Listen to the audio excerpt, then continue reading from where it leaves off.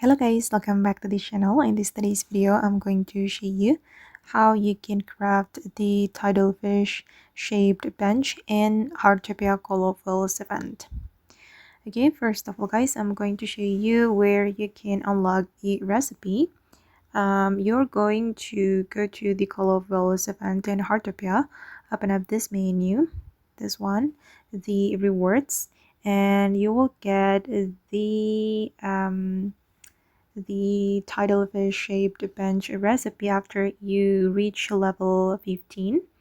Okay, just complete your daily request and also join the colorfuls challenge to unlock this tidal fish shaped bench. Once you get the recipe, don't forget to learn it and go to your workbench and you'll find the recipe here.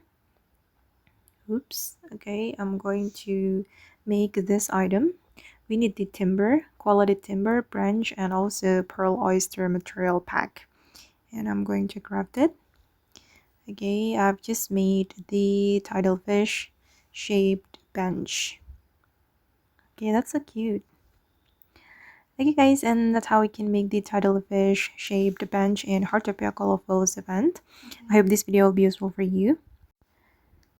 Thank you so much for watching and see you in the next video. Bye!